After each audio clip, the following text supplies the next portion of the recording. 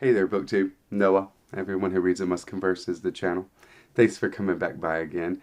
It's Father's Day weekend, and it's been an amazing one, and kind of overwhelming with the amount of love and attention that I receive as the father of three daughters and my wife.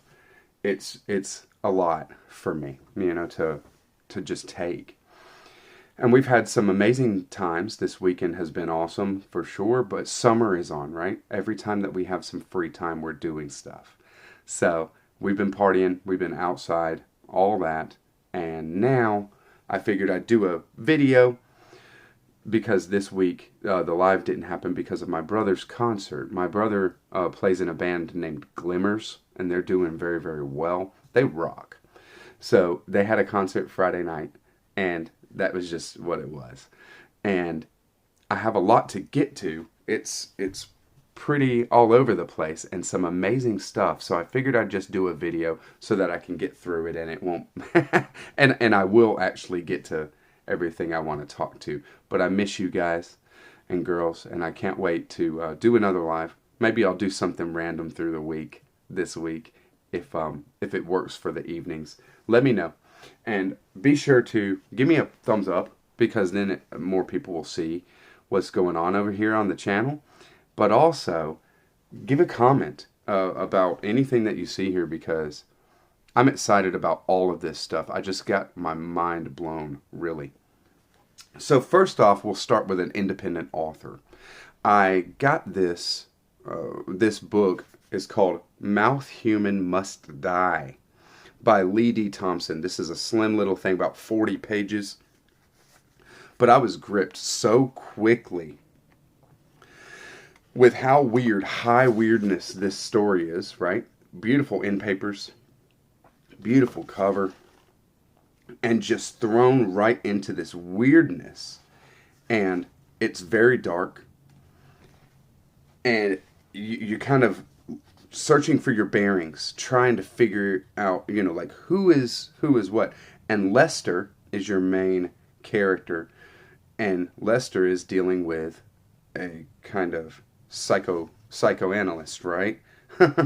And what Lester does is goes and hangs out with Loris, a slow Loris, in the zoo. This slow Loris is like a bridge between a human and an animal. Maybe like a missing link between, apes, primates, and humans, right? Something like this.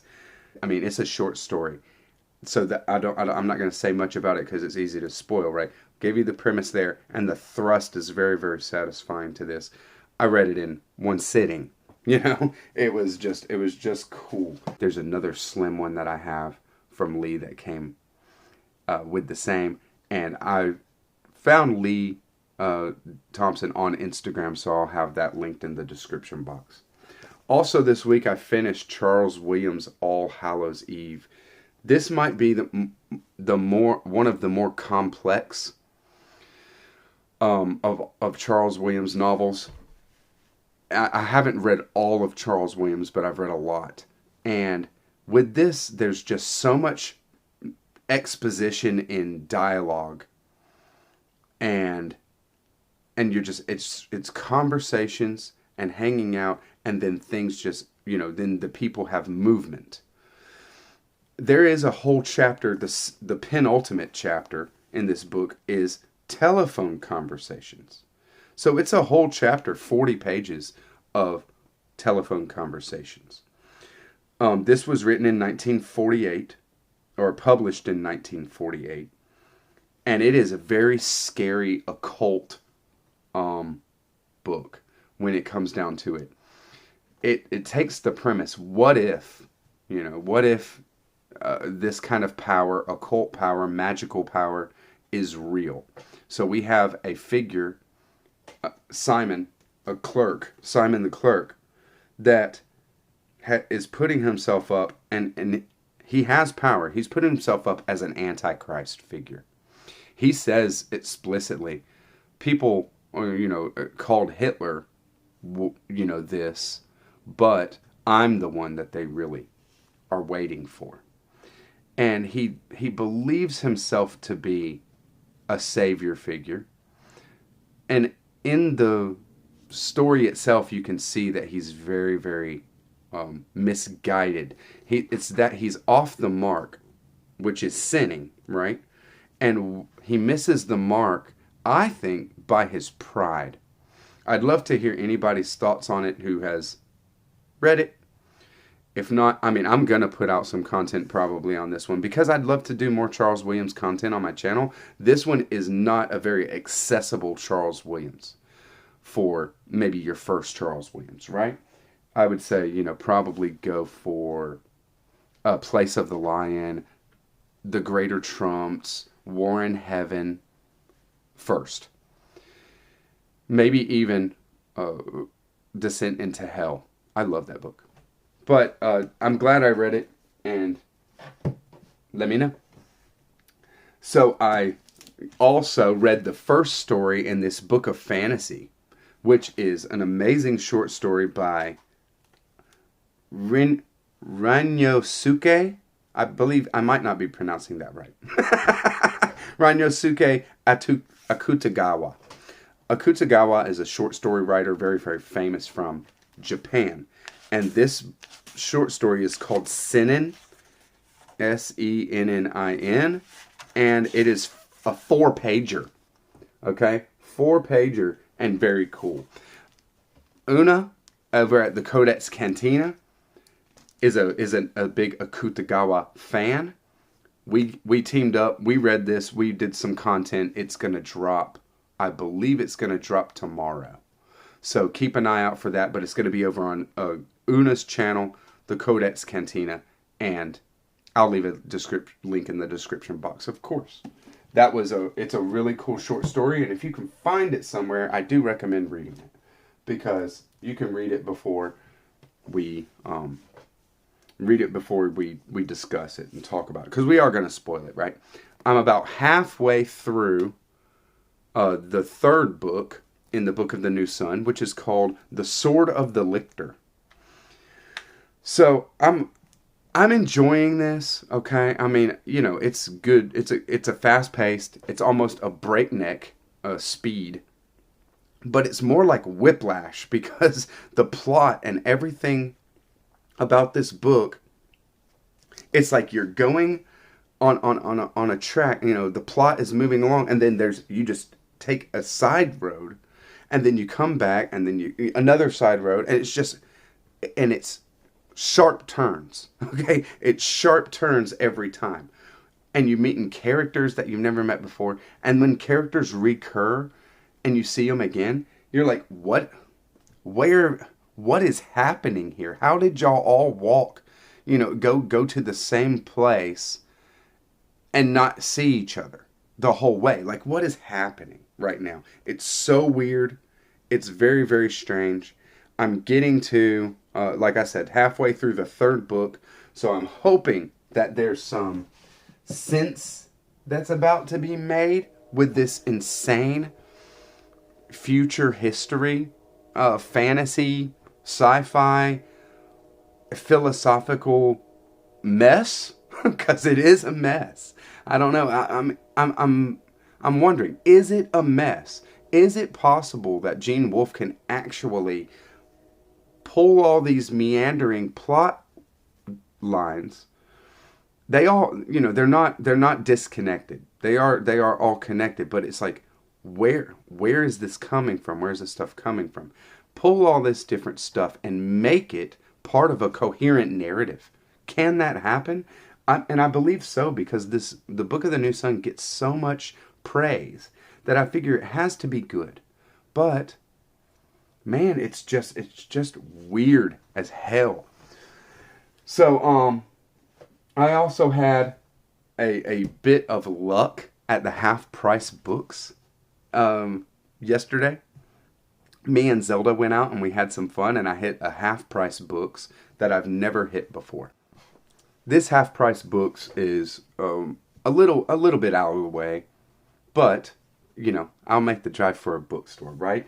And they really came through for me. First, I'll show that I got 2 Dalkey Archive Gilbert Sorrentino. Steelwork and The Sky Changes. So, I can't wait. This one, Steelwork has on the back blurbs from Robert Coover, Jeffrey Eugenides, Don DeLillo, and Herbert Selby Jr. And I'll give you the back. It's the part of the Dalkey American Literature series. Like a series of snapshots, Steelwork presents a picture of a particular Brooklyn neighborhood between the years of 1935 and 1951, covering the Depression, World War II, the beginnings of the Cold War, and the Korean War. In short, it's colorful, dramatic episodes. The book details the collapse of basically decent, homogeneous, and honorable group of people into a greedy, ignorant, and slipshod conglomeration corrupted by money made available by the war economy. The neighborhood as a whole is the protagonist, although there are many characters who become familiar. Moving as memory does, the narrative skips from episode to episode, projecting indelible flashes of the past as they strike the mind. Gilbert Sorrentino has beautifully encompassed part of America in this very human, funny, intelligent novel that recreates perfectly the mood of its inhabitants and its past. Sorry about that. Gilbert Sorrentino is nothing if not brilliant. Okay, so I can't wait to see what he does with Steelwork, and then another in the American Literature series, The Sky Changes. This is a book about divorce in America.